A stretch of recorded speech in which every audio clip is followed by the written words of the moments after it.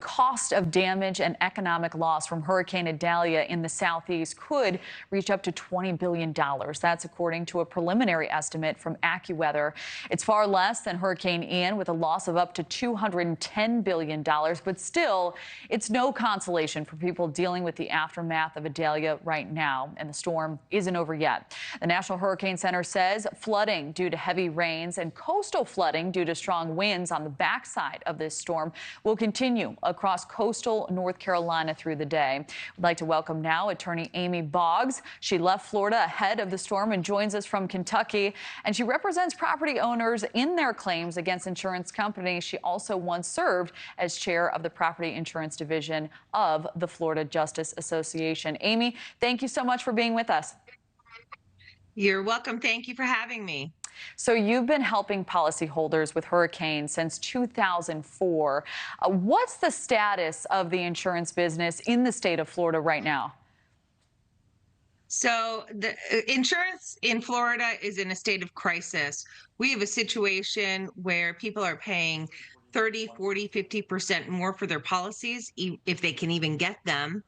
And once they get the policy, they realize that the legislature in the state of Florida has allowed a lot of loopholes to go in.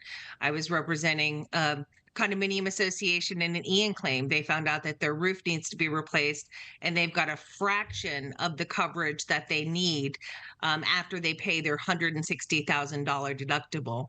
So we have, yeah, go ahead. Sorry. We have a situation in Florida where people are paying more and more and more for a product, and they're getting less and less, and they don't even realize it until they're in their time of most need, which is a time like this. And that is truly tragic. What is the biggest hurdle these communities will now face after the storm? It's rebuilding. So folks, everyday folks, you see the video right there, that person does not have the $100,000 or $150,000 it would take to replace their home and all of its contents. They rely on insurance for that. And when you pay the number that we're paying for insurance, the insurance companies need to step up. People cannot rebuild until they get their insurance claim paid. I'm still dealing, I mean, we've just started dealing with Ian. People haven't even come to attorneys yet. They're a year out from the storm, still waiting on the first payment. So it's egregious. Well, that is egregious. Can you take us behind the curtain a bit? How has the insurance industry been handling these claims? So what we've seen in the last 4 to 5 years, a market effort on the part of the legislature to give the insurance industry more and more leeway to handle claims in the manner that they feel fit. The most recent legislation pushed through takes away a lot of the bad faith damages, takes away any penalty essentially for filing suit. Citizens is going to a no litigation situation. And instead of encouraging good behavior on the part of the carriers, this has emboldened them. In Ian, we had carriers on the phone just denying claims, not even going out to look at the roof.